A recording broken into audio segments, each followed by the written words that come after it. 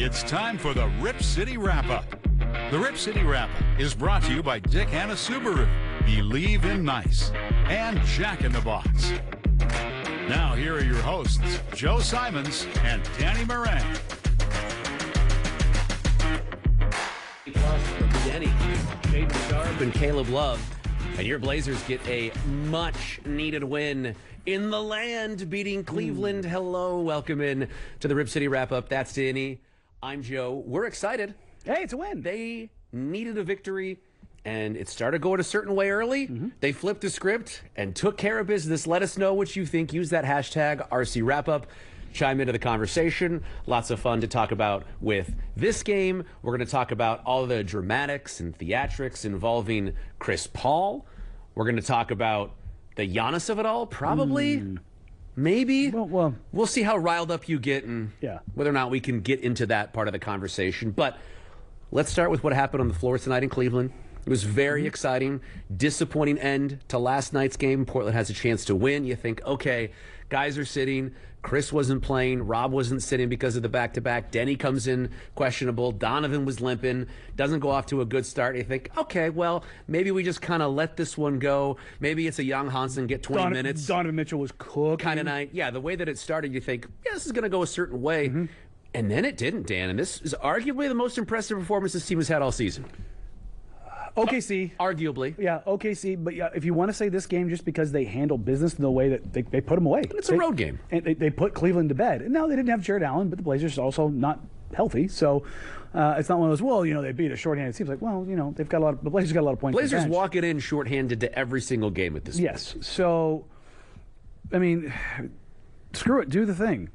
It's point at Bart Simpson. Say the line, Bart. Deni Avdija was really, really, really, really good again. 17 free throw attempts. And it's another night where he doesn't have it going from the field, and his ability to get to the free throw line aids him to pull himself back up to 5 of 10 from the field. But the guy has 27, he has 8, he has 7, and he's doing this every single night, and it was in service of a win, one they really needed.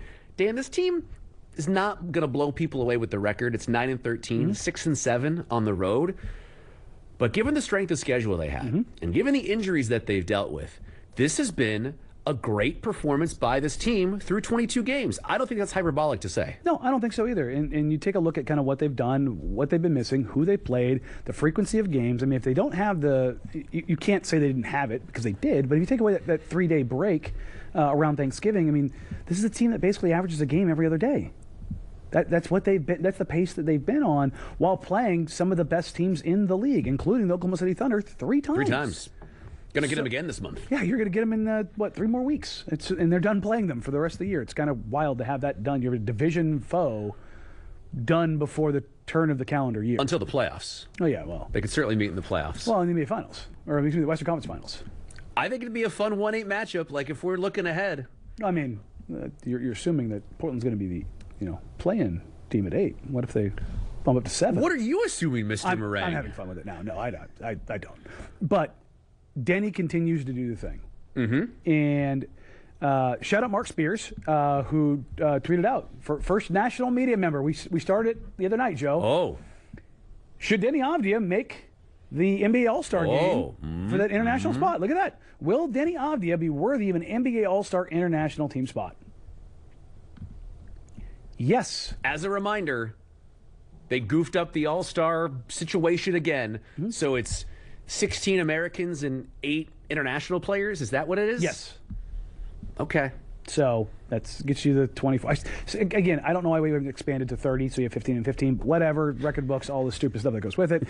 Anyways, Deni continues to have monster night after monster night. This has become the norm. That's what's happening. Deni Avdija, 27, 8, and 7. I will continue to hammer this point until it registers with everybody, because I get texts and comments in on YouTube and on our chat on the radio of like, well, he's doing this for a bad team. And I'm like, okay, if that were the case, Deni wouldn't be among the 15 other players since 1979-80 to average this line. Don't make me say him again. No, I won't. Don't make me do it. For those that missed last night's show, Deni Avdija currently, if he were to finish the season averaging 25, 7, and 5, which, again, he hit that threshold again, which is going to raise his averages across the board. In fact, after tonight, Deni Avdija is now averaging... Do it. Lost my internet. Love it. A lot in all those categories. Yes. Let's go ahead and refresh. Beep, beep, beep, beep, beep. Oh, nope. You're not going to get it. Nope. We're going to fight it. There we go. We're almost there. Almost there. There we go. 26, 7, and 6 on 47, 38, 80 splits. It's an all-star. Yes. It's an unabashed all-star. And when you talk about those other 15 guys that are on that list, every single one of them, sans Tracy McGrady and DeMarcus Cousins, who both had careers beset by injuries, are first ballot Hall of Famers. It's the Giannis's, it's the Lukas, it's the LeBrons, it's the Jokic's, it's Michael Jordan, it's Clyde Drexler, it's Charles Barkley. MVPs. Joel Boogie Embiid. Cousins. Yeah, I was saying, Boogie and McGrady are the only two guys on that list that are not first ballot Hall of Famers. Right. And That's the floor of that list, is those two guys. Yeah. And it's just like, the production he is having, he has had one egregiously bad game, and then he's had two other. Those aren't great games. Outside of the other, so those 3 games, the other 19, he's been phenomenal. The through line of Deni's performances being at this level, sort of the floor of what he does being raised, is his ability to get to the free throw line. 17 again. 17 free throw attempts. Didn't he have 23 just the other night? Yes. It is something that is changing the dynamic of these basketball games. The Blazers shot 39 free throws in the game to Cleveland's 24. It's absolutely bonkers. Deni made 16 free throws. Cleveland made 21. I'm gonna pull up his box scores right now, just so I can see his free throw attempts by game. So it's a lot. He has got 10 games this season. Mm-hmm. 10 games this season where he has 10 or more free throws. So over 40% of the time. He has a game against Golden State, was at the second game of the season, where he took 0 free throws. He had a game against OKC, where that was the rough one, where he went 4-16. He took 3. And outside of that, he has 2 games with 4 free throws, one against the Lakers and one against the Suns. Outside of that, he has had 5 or more in every other game. So this isn't to diminish Deni at all, but this is a trend not just that we're seeing with the Blazers. This is across the NBA. Free throw attempts are way up compared to previous seasons. This is a trend that we've been seeing, Dan, all year. Yes and no. There are certainly some guys that are up there. Your free throw attempt leader this season is Luka Doncic at 12, drops down to Giannis at 10, SGA at 10, Zion at 10. But I'm speaking Zion's from a on 10 team-wide perspective. But you're seeing stars get star-level treatment. But to put this in perspective, Deni Avdija is 5th in the NBA in free throw attempts. That's how good he has been. That's pretty bonkers. But this is crazy for a non-all-star, someone who's not a household name, to have this level of free throw attempt per game. Like, you don't see it. And the most rudimentary basketball knowledge is all-star gets all-star calls. Deni hasn't been an all-star, but because he's performing at this level, it's sort of a chicken and the egg situation. Because his numbers are this, it's sort of feeding upon itself. It is, but it's also, look at his shoulders. Look at all the cupping and all the bruises and all the cuts. Contusions everywhere. This is a guy that just gets, when you have this much downhill gravity and everyone knows that you are searching out contact, and Deni does. He does not. How often do you see Deni avoid contact? It's difficult for him to do. Yeah, there's a he loves it. There's a great clip from Old Man in the Three with Cam Johnson and Duncan Robinson. And it's from last year when Portland played Miami. I think it was like a week or 10 days later. And Duncan Robinson says, Deni Avdija put me in a body bag. And he goes, I will stand on that was an offensive foul. It ended up being a foul on Duncan. But he goes, his ability to decelerate and hit you with this arm and initiate that contact and clear the space and then Euro into it. That is his go-to move. Denny's a right-hand driver, but he's going to step to the inside and kind of slide either the reverse or put his body in front of you when he hits that Euro and he gets those big shoulders. He just kind of boxes you out, seals you as he gets to the rim, uses his size. There are a lot of guys in the NBA that have good size that don't. Look, on his own team, Donovan is a massive human. There are times when Donovan will miss shots at the rim, not realizing that all he needs to do is just slide that big meaty shoulder in front of there. You know what I mean? It's one of those situations where, hey, big dog, you're the biggest man on the planet right now. Stick a shoulder in there. Act like it. You don't have to tell Deni that. And it's funny, Denny's game, we've talked about Malcolm Brogdon before and what Brogdon used to do. Brogdon, I think it was something like 87% of his drives over his career went right. Everybody knows he's going right. All he needs to do, though, is get to the right and get his left shoulder past their hips. And he goes, once I got you there, I'm doing what I want to do. When he puts that forearm into you, he gets that and the thing he does, it's not an offensive foul, it's pushing the borders, but he uses that forearm, but he doesn't extend it. That's what great free throw drawers do. Watch SGA, he does that decel move and he kind of chicken wings you and it keeps it tight. But if you get the extension on it, you won't get it. Luka, yeah. Like, just look at the guys who, like, Zion gets it because he's huge, he's physical, he puts that big shoulder into you. Just go down the list of guys. SGA is the smallest of them, but SGA is still 6'6". Like, all of the guys that are free throw maestros, if you will. Even James Harden, when he did all the flopping and flailing, what did he do? He put his shoulder into you. He clears back. James Harden is strong. That's a guy that doesn't avoid that contact ever. So Deni has mastered that as well as Tumani has mastered drawing offensive fouls. There is a skill in it. And you can learn. I remember talking to Dame about this early in his career about I had to learn how to draw fouls because if I was going to be an elite offensive guy, it's part of it. It's part. There's a couple things you have to have if you're going to be a number one scorer type. If you're going to average over 25 a game.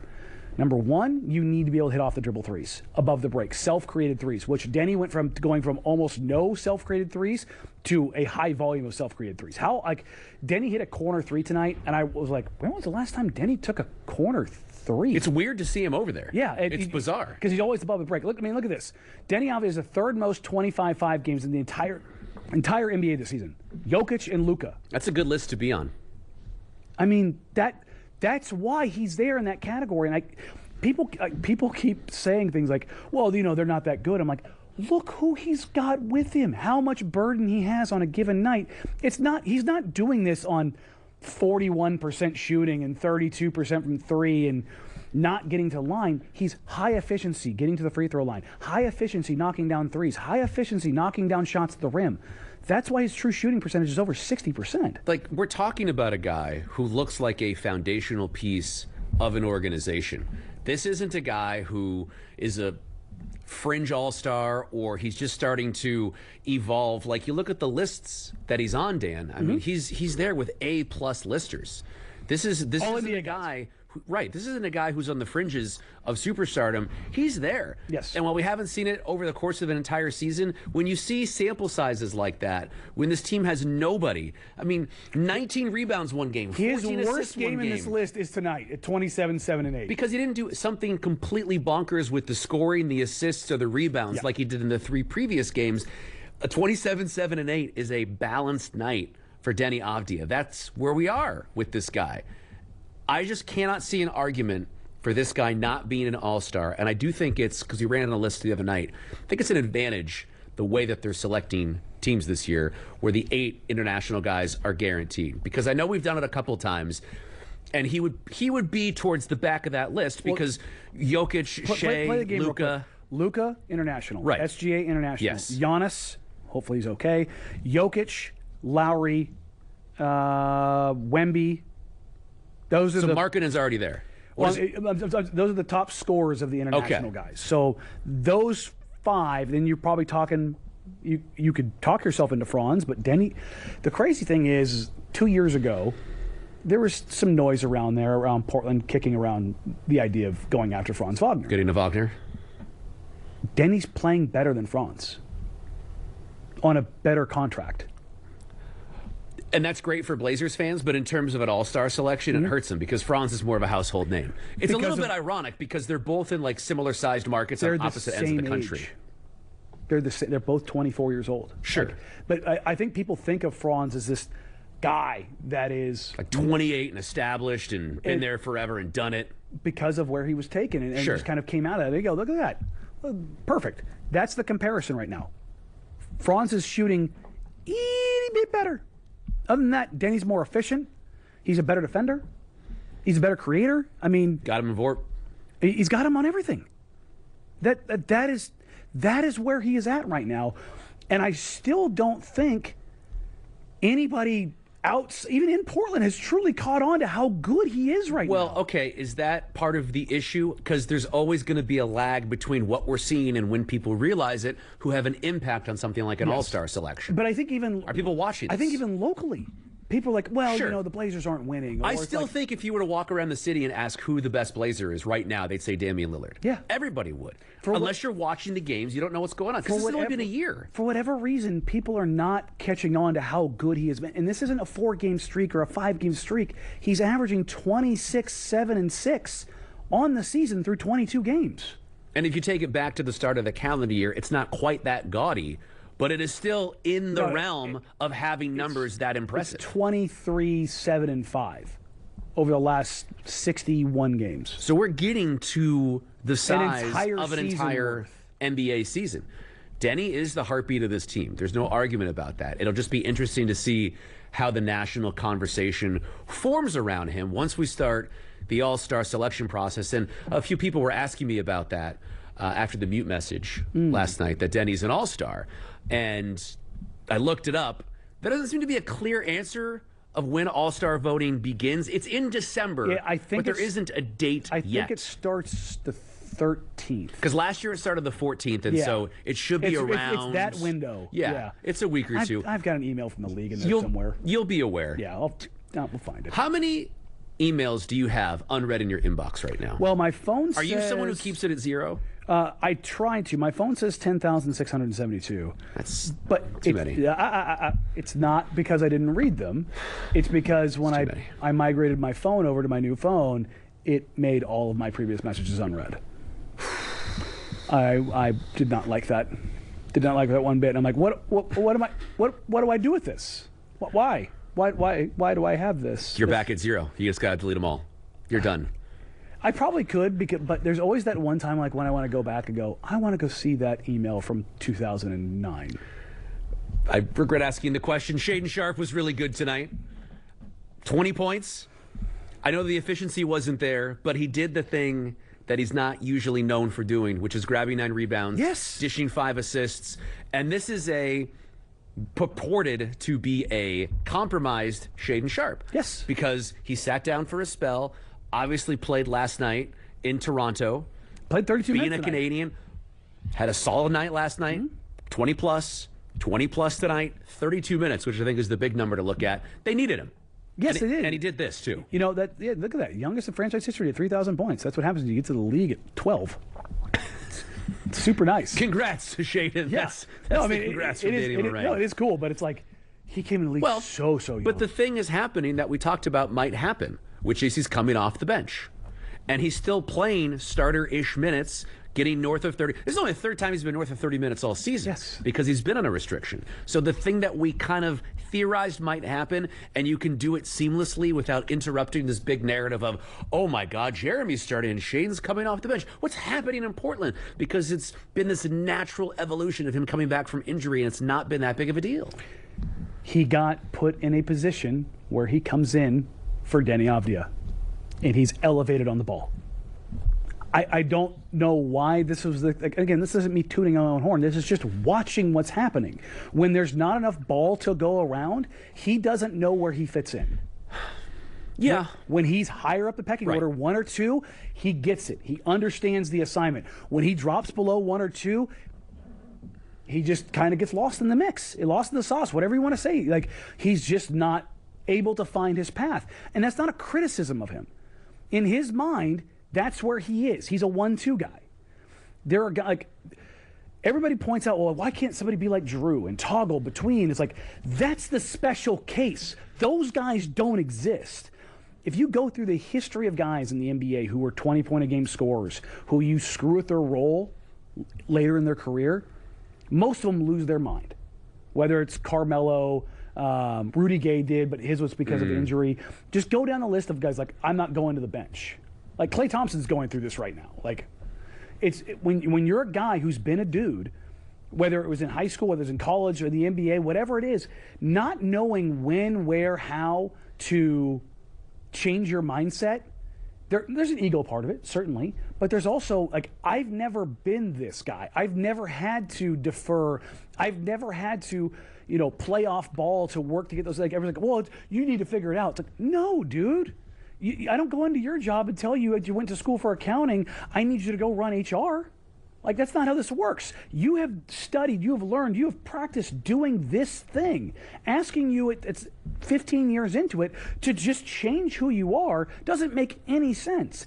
The optimization for Shaedon was coming off the bench with who they have on their roster. If the roster changes, do you think it's going to get any easier next year with Damian Lillard? I don't. Easier in what respect? For Shaedon to find where to get on the ball. If Damian Lillard comes back, let's put it this way. Let's say Dame comes back and he's 75, 80% of what he was. Is that better than Shaedon Sharpe today?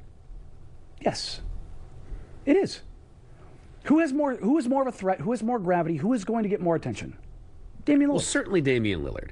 And 75 to 80% is a tough metric because it depends on what it looks like, right? If Dame has some explosiveness left in him for a few more years, I'm talking wow. just production-wise. Let's say Dame's I understand what you're saying. 5 Generally, right, from a box score perspective, yes, Damian Lillard will be viewed as more valuable because having him on the floor in general does the thing. It scares everybody. That Jrue Holiday. Yeah, exactly. And you have someone who's, like you said, taking the gravity away. And I agree, maybe it looks a little bit awkward at times to have him, Deni, and Shea on the floor, but that doesn't mean that you're not fulfilling a role with Shea on this team. No, I absolutely still think not. It's an optimization. Right, exactly. I think there's an incredible amount of value, and I know we get stuck in this conversation.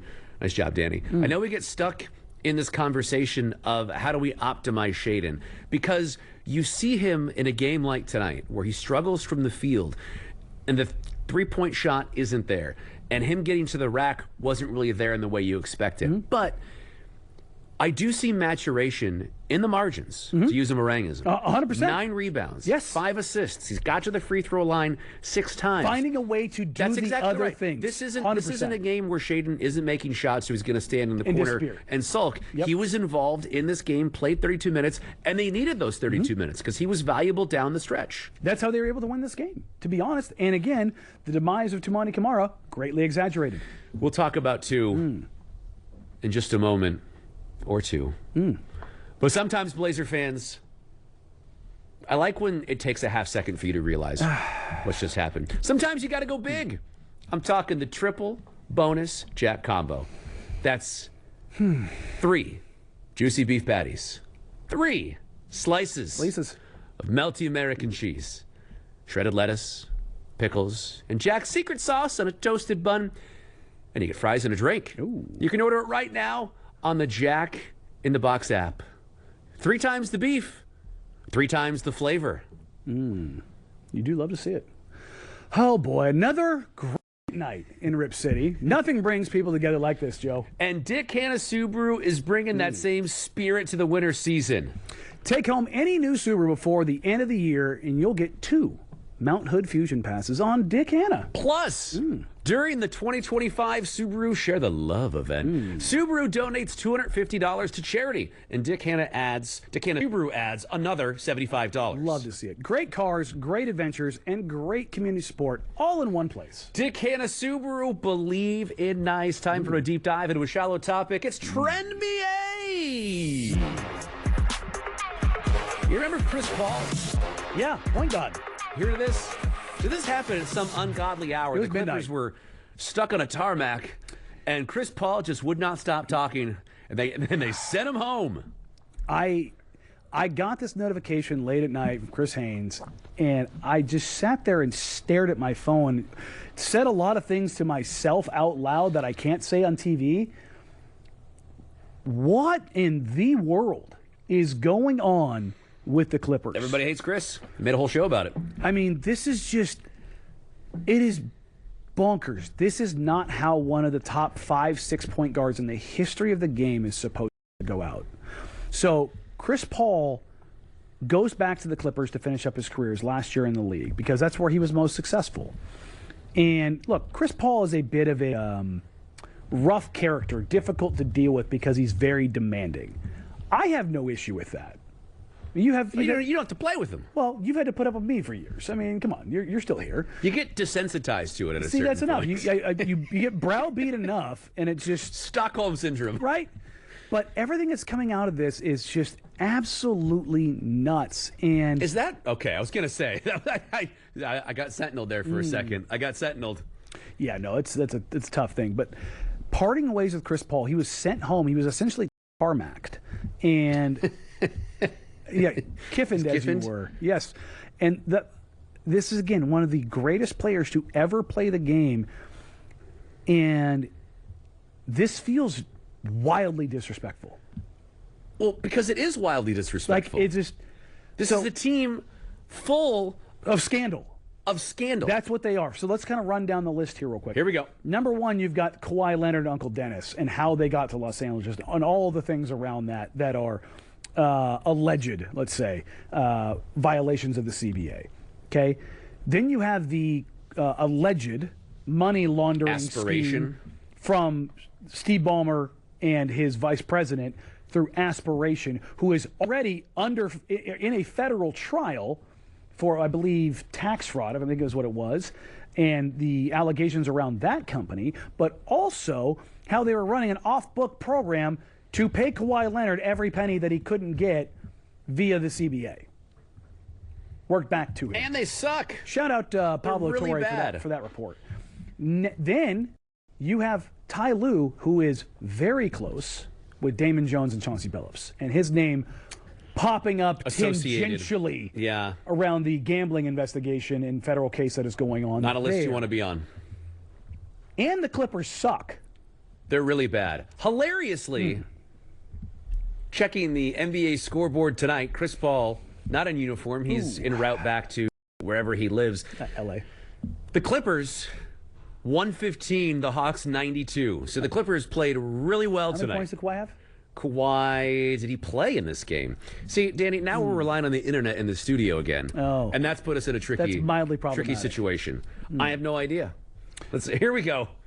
21 points. 7 of 21, not great. For Kawhi. 21, 6 and 5. But they were all happy about it. Yeah, there you go. Harden at 27. There you go. See, there you go. Everything's fine.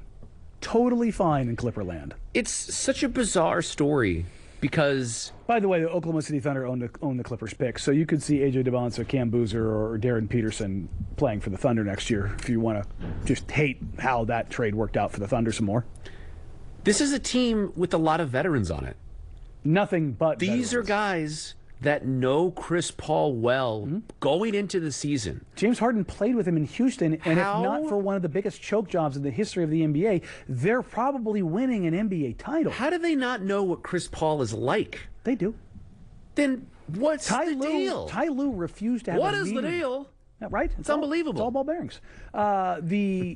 The head coach, Ty Lue. One guy's really excited about the ball bearings comment. It's great. Now I'm dating myself a little bit there. But the head coach and Ty Lue refused to have a sit-down meeting with Chris Paul. You're gone. That's insane to me. That is absolutely bonkers. They were teammates, weren't they? I'm pretty sure they were teammates at some point. I think they were at one point, but this is nuts. This is from Shams. Chris Paul and his leadership style clashed with the Clippers. Not on speaking terms with Paul for several weeks. He was vocal in holding management, coaches, and players accountable. Boy, that sounds terrible. The idea of you got two people doing one job, got to do something about that. You know what I mean? What?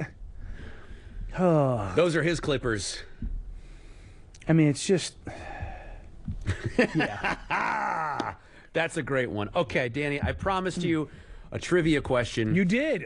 You did not let me prepare for this. So I'm mostly because when I was curious where Chris Paul sits in Clippers history in terms of things like points and assists.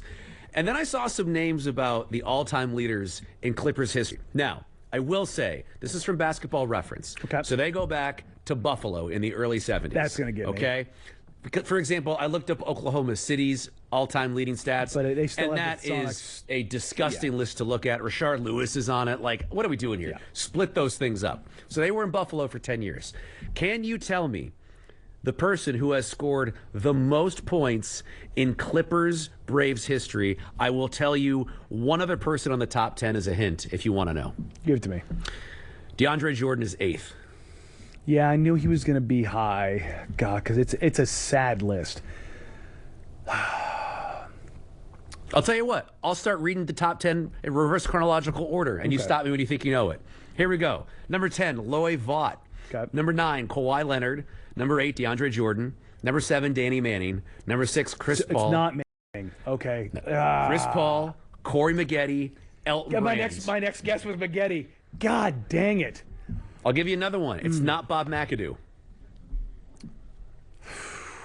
I told Marang before the show. It's not Brand either. It's not Brand. I told Marang before the show that if he got this, like clearly you were a basketball savant, but this is like my first guess was gonna be Manning. That's who I was gonna go with. Blake Griffin is 2. Yeah. Number 1. Modern? Is he a modern player or older player? He's an older player. Okay. He peaked in the late 70s. Late 70s. But did play for the Clippers for a handful of years as well. I don't know. It's Randy Smith. No. Randy Smith has 12,735 points. Blake's at 10? Blake is at 10,000. Yeah. I knew that, but... Two-time All-Star for the Buffalo Braves in the mid and late 70s. It is Randy a sad leaderboard. It's not a great list. I mean, the best era for the Clippers was basically 2004 through 2015. Right. Like that is... And they didn't even make it to the Final Four? That 10-year period, because you had the knuckleheads with Maggette and Miles and Brand, and then that was a fun team. It was a fun team. But then they came back with the Jamal Blake Crawford, Matt Barnes. They had that group into what ended up being Lob City, which was the most successful era in the history of the franchise. So that's what's so interesting about where they sit today is it's kind of come full circle, and who knows how they rebound from this situation. But for them to be looking up to the top 10 of the Western Conference is not a spot anyone thought they would be in. So it's an interesting situation to monitor as Portland, still sits in that 9 to 10 range. And, we look at the teams that are below them and we keep saying, who is actually going to be a team that moves up into that conversation? And the Clippers are an interesting one, but it just doesn't look like they're going to muster it. We'll see what this Chris Paul departure does to the chemistry of the team. Presumably, it's going to improve it. I mean, is it? Because it's... They won tonight. Well, that's... On a one-night basis, it works. It's a fired coach bump, you know what I mean? Sure. It's one of those kind of situations. But maybe they just, you got a bunch of guys that don't want to be held accountable. Does James Harden want to be held accountable? No. Does Kawhi Leonard? Certainly not. Norm Powell's the guy you didn't have to worry about, but you traded him out. So don't worry, we'll trade Norm. Everything will be fine. Yeah, it's like you got rid of like a hard-working, good dude. Sure. And Norm is like borderline all-star. He's playing so well right now. And then, Derek Jones Jr.'s dinged up. So you're like, well, what do you do with this? And DJ about as chill as they get. Sure. So yeah, it's probably not very fun right now. Where it is a lot of fun is in Rip City, baby, because we're feeling the love. Oh, are we? Caleb Love. Yeah. See what I did there? There you go. I tricked everybody. Yeah. Caleb Love. I don't know what he's doing. 20 points off the bench. Yes. Don't tweet anything needs to change with Caleb Love. Let Caleb Love be Caleb Love. You're going to get one of these one every 7 or 8 games. Just be happy you get it. It's a little Hot Chili Peppers action. It's a little roller coaster, Roller coaster of... I got you. What is it? Love Roller Coaster. There you go. Yeah, it's good. It's a great song. It is a great song. This is what Caleb Love does. This is why he had the performance that he had in college at North Carolina and Arizona. So sassy in that picture. Look at that. Yeah, I mean, look, Caleb's got some juice to him. Talking to Caleb is always fun because he is a guy with supreme confidence. And, it feels like we're a broken record because that is what he does. He carries himself. He has an air about him of a guy that is like, he's just going to hoop. Shut up, you. Way to go, you. No, reliable. No one used it in 6th grade. He's always got bangers. Reliable. But with Caleb Love, when he is going, it's just a flamethrower. Like, there's not many of these guys in the league anymore that are just microwaves where you're like, let's see what he's got tonight. Sure. And if he does, get him up. That's his job, is to get up shots. He's not out there to keep the offense moving. He's out there to get up shots. There's some late 80s, early 90s to him in the sense of, my job is to get buckets. Right. This is a very unique situation. Not a lot of teams are in a position of, we need someone to come in and shoot the ball and catch fire sometimes. But Caleb Love is one of those guys, and again, but he's just two-way. It's like it's not even like Right. he's a guy occupying a top 15 roster right. spot. But because they're depleted, they need someone like this to pop in, and Caleb hit some huge shots in that first half for Portland to be able to swell that lead in the second quarter, taking it to halftime, and bring it across the finish line in the second half. I mean, Caleb Love played 27 minutes. He had 15 shots tonight. Also grabbed 5 boards. Caleb Love will try when he's playing for your team. Yes. Absolutely. And there's just something about that. And that's the thing is you got to go down the list tonight. Deni with 27, Caleb with 20, Shaedon with 20, Tumani 17, Jeremy 16, and a guy that we haven't mentioned tonight, and we really haven't mentioned much this season, Sidy Cissoko. My guy's just quietly starting every game and doing well. 8 straight starts. I've seen a few people like, well, why isn't Shaedon starting? We just paid him all this money. And I'm like, again, going back to roles. You don't need 5 guys who need the ball out there at the same time. Sure, you can do that when you're the Warriors and it's Steph, Clay, Dre, KD, Iggy. Yes. When you have 5 Hall of Famers, go ahead. And 2 of them are some of the greatest individual defenders we've ever seen. Cool. Go down that path. But outside of that, it doesn't happen. You have roles in basketball. There's a pecking order to these things. Sidy is out there to play defense, to play make, and to cause havoc, and play hard. He's not out there to go get shots up. It doesn't mean he won't take a shot when it comes his way. Heck, he had a drive-in dunk tonight that made me jump out of the room. It was He's not in there to score. No, and but when the opportunity presents itself, he can. He had 11 tonight. He was 4-6 from the field, got to the line, grabbed 4 boards. If he wasn't putting forth that kind of effort, Tiago would not put him in the starting lineup because you need bench scoring right now. And that was the reason why Portland was able to win this game tonight. They got 20 from Caleb. They got 20 from Shaedon.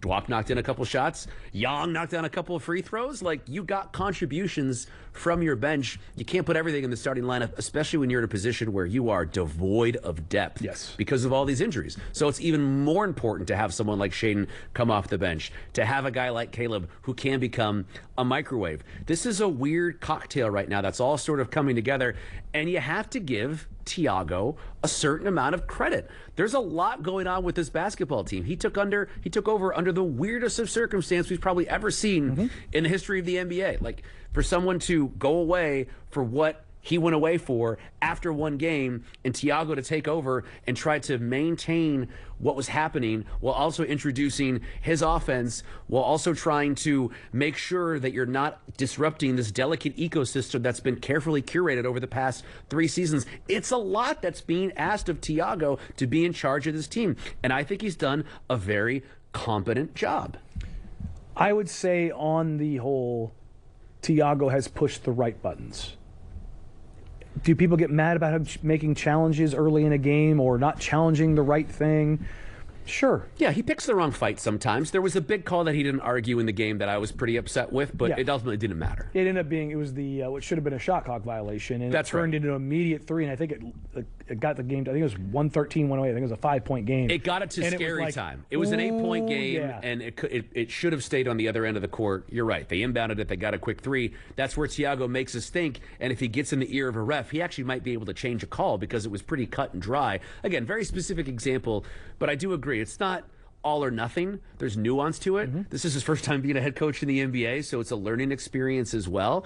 But I do think most of the time, you're right, he is pushing the right buttons. And I think as we evolve, it's not necessarily what I'm seeing the X's and O's from the team changing, and you certainly know that a lot better than me and most people. They've added some wrinkles. Well, I do think where it comes in is being more flexible than what he was when he first started, when he had sort of the set hockey shifts. This guy's going to come in at this time out. He's getting a feel this guy's going to come in at this time out. That's right. He's learning personalities more, and he's learning what buttons to push. And I think, for the most part, it's gone pretty well. I'd say the macro he has nailed almost perfectly. That's a good way to put it. The micro, he has had some absolute bangers. He's had some head scratchers, certainly. But if you're giving him a grade, I don't know how you go lower than a B+, considering the circumstances he inherited, not only with just Chauncey, but with the injuries he's been dealt. Like, how do you look at this and go, unless you're somebody who's out there just banging the table, Shaedon needs to play 38 minutes a night, it's like, no. He has hit the right notes regularly. Other than that, I don't know what anybody else wants to see from it. I feel like every time I see criticism of head coaches across the NBA in particular, that basketball fans think that basketball in the NBA is played like Hoosiers. And it's, Go on. It's Gene Hackman out there going, you're going to go here, and you're going to go here, and you're going to go. It's like, no, basketball is not played like that. It hasn't been played like that for 10 years. And can you draw up and have nice sets on sideline out of bounds or baseline out of bounds plays or end of game scenarios? Yes. But basketball is played at a breakneck pace where there's much more flow in movement. You're not out there check with me every single play, especially the way they want to play. You have built a system, empowered your players, and you'll make adjustments at timeouts or in dead ball situations. But otherwise, you're kind of letting them do their thing. It's not people, I think of basketball like football, where you're trying to line up each possession and like you're going to go against this. No, what's going to happen is something's worked for you 3 possessions in a row, and Eric Spoelstra is going to throw a junk zone at you. It's going to be a box and one. Next time down, it's going to be a 2-3. Next time, it's going to be a 3-2. Next time, they're going to trap. Next time, they're going to hedge. You have had to do all of your work ahead of time. You have had to go through your walkthroughs in the hotel and go, hey, there might be a time where they get into a flex zone. And they're going to change. They're going to show one look. They're going to press, and they're going to drop out of it. And you have to have it. You've already built that in because you can't stop the action and go, hey, no, come here. Now, if it's an important clutch moment. Critical situations. Sure. Right. But in the other 46 minutes, you've done the work already. Now, you might say, hey, no, flip this here. Or, hey, I actually like this play here. That happens for sure. But the idea that coaches have this much control on every single play all the time? No. We'll talk about the macro a little bit then. Can you give sort of broad strokes of what you've seen from Tiago and sort of like the evolution that we're seeing from a schematic standpoint? Or is it too, I guess, broad to use the same word to really, crystallize it? They have changed some things. They've found ways to move Donovan Clingan into the corners, which is kind of a dicey thing to do sometimes. We get talked about. A lot of times you don't want to have a guy like Donovan who's that big. He's not a guy who's going to fly out of that corner back in transition. And defensively, you want your big, unless he's hitting the offensive glass, you want him getting back. And so if he plays above the break or at the free throw line, that's 15 to 20 less feet that a 7'3", 280-pound guy has to cover. Whether it's him, whether it's Ivica Zubac, whether it's Brook Lopez, any guy that's a monster human, like you're not going to see Jokic in the corner. Sure. Now, a big part of that is because offensively he's the focal point. But Donovan had 3 or 4 passes tonight that were either around the dunker spot or out of the corner or off the wing and not in the middle of the floor that led to good looks. And I was like, that's a little wrinkle. And I kind of ran back through my head over the last couple of games like, you know what? Donovan has been in the corner a little bit more. That's interesting. Deni tonight, we saw him hit the corner 3, which typically you will see if you're an apex scorer in the NBA, you basically play in a go like this little pizza slice. If this is the tip is the rim here, this is above the break. That's where they play. Those corner areas, that's where role players set up because all of the gravity is in that slice. Deni floating to the corner means, guess what? Instead of being on the ball, he's off the ball. They found ways to toggle him off, get him a little break, get him a good look at a catch-and-shoot 3 because teams are so used to collapsing into the middle of the floor. Well, Denny's not on the ball, so we don't need to worry about him. Now he's got a good look here. Defensively, they're still struggling. I think a big part of that is because they're so shorthanded and the asks of guys are a lot more right now. But 2 isn't having to pick up endlessly. Guys are like Sidi. That's a big reason he's out there. He's 6'7", like 240. He's a big, strong kid. You know what he's going to do? He's got 6 fouls. He's playing 20 minutes a night. Use him. Knock a guy. Wear him down. Look, when Portland played OKC the other night, they almost get that win. What did Lou Dort do offensively? Anything? No. What did Lou Dort do? Harass. He was all 6'5", 260 of him was leaning on Deni every single time he didn't have the ball. The chamber, man. The Dortcher chamber. But that's what you like. Those are the roles that you kind of have to fall into. And I think Tiago's starting to, from the micro, expand into the macro of like, look, we want to play as the fastest team in the league. We can't do that right now. But we get a live ball rebound or we force a turnover, that's when we have to go. Doesn't mean we have to run like we wanted to go all season long. I asked him a question when the first couple injuries happened. Are you going to have to manage this? And he was, I don't want to say he put 10 toes down on it. He goes, but essentially he said, we're going to play the way that we want to play. We're going to be aggressive on defense. We're going to be aggressive on offense. Well, they lost 4 games in a row. And it was like, you don't have the gas because you don't have the bodies to do that. Their pace is still fast, but it's with purpose. Measured? Yes. Defensively, they're not pushing up at 80 feet regularly. Does 2 pick up every now and then? Yes. Does CD pick up every now and then? Yes. Everybody else, for the most part, back it on up, guys. Because this was something that Chauncey experimented with 2 years ago in Tu's rookie year. Remember, Tumani was picking up high on his own. But what happens if 2 gets beat? Now you're playing 5-on-4, getting downhill with 40 feet of run up. And that extension of the defense, if the rest of the defense isn't extended with it, leaves this space behind the defense. And now your big is having to step up. And I think you're seeing there's more synchronicity with the team and how they want to play. Even though it's not as aggressive as they maybe set out to do, the dials have been tweaked around enough. You know, he had them turned all the way up.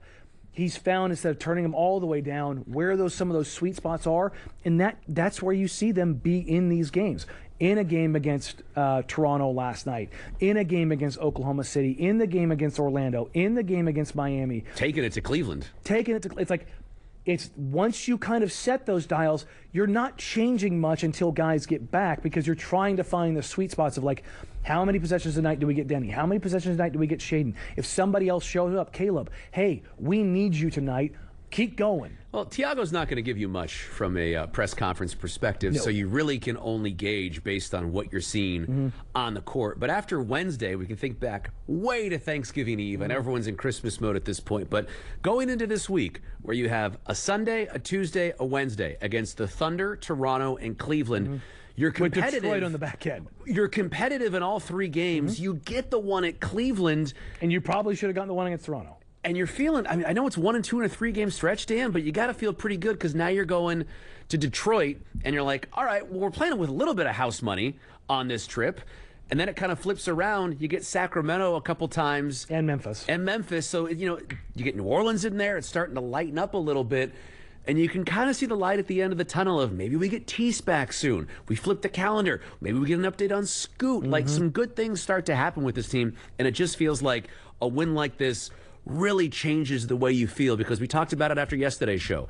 9-13 feels a lot different than 8-14 does. It's something about the even number of it all, right? I don't know why 8-14 just sounds bad. Yeah, 9-13. Plucky group. Yeah, it's fun. They're getting it together. And again, I've said this so many times. They're 9-13. They could easily be 13-9 or 14-8. 100%. That's the thing about this group. It's been a very competitive team. If you're flipping that coin 100 times, you know, the odds say it's going to be 50-50. But in reality, it might take 2,000 times, 200,000 times before you even it out. Just because it's supposed to be doesn't mean it's going to come up that way. Don't flip a coin 200,000 times. That's not what we're recommending real here. Sicko stuff. It is, Danny. Wow. It really is another big moment for Rip City, and another big moment for giving back. Ooh, because at Dick Hanna Subaru, the Share the Love event is making a real difference this season. Buy any new Subaru before the end of the year, and you'll receive not 1, but 2 Mount Hood Fusion passes on Dick Hanna. Ooh, and every purchase during the 2025 Share the Love event means $250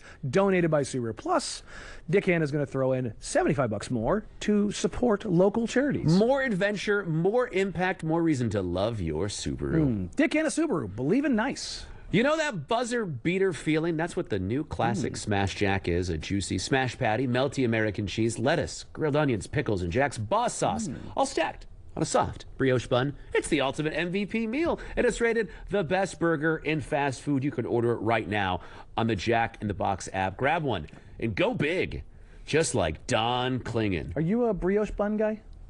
Yeah. I love a good brioche. Delicious. Time for a deep dive into a shallow topic. Once again, it's Trenbia. Head first into a shallow pool. We'll be quick because we're running out of time. Have you heard of Giannis Antetokounmpo? Yeah, I have. And unfortunately, he left tonight's game with a calf strain. Well, sure. That's from Vincent Goodwill. That's the fastest diagnosed calf strain I've ever seen in my life. Sounds like a fake name, Vincent Goodwill. Yeah. Vinny's a good guy. Yeah? Yeah. But non-contact, looked over his shoulder like somebody kicked him in the Achilles. Now, there are a lot of people right now that are like, that was pretty suspicious. That was pretty suspicious. Because all this hullabaloo came out today? Giannis and his agent are having discussions about Giannis's future. Sure. And what better way to have that if, calf strain's just going to keep you out for a little while, protect the value, as it were. Well, to localize a national story, I think it's less interesting to look at what package can Portland put together to get someone like Giannis. Let's say that even exists. Okay. Is this someone that you're interested in the Blazers mortgaging their future for to get a top, we'll say, 4 player in the NBA? Yes, depends on the package and what's left to build around him. Otherwise, you're just building the Bucks. You have the Bucks' last 2 point guards. We've seen it. Yeah. So if you don't have the necessary pieces around, I saw somebody say like, well, if they give up Deni, Jeremy, Shaedon, and 4 firsts, I was like, so you're left then with what? Drew, Dame, 2, and Giannis? Do you have a worse version of the Bucks team we just saw? Yeah, older and 2. If he tore his Achilles, you'd be talking about. So you've got 2 guys who tore an Achilles and a Drew Holiday who's dealing with a calf strain, and you're just like, I don't know, dog. Hard pass. And again, Giannis, love him, but at the right price, at the right package, and if you could find something that worked, yeah, I would entertain that offer. I think it'd be crazy not to entertain a player. You have the discussion, like this. certainly, but at Absolutely. the same time, you've seen what Giannis and Dame look like.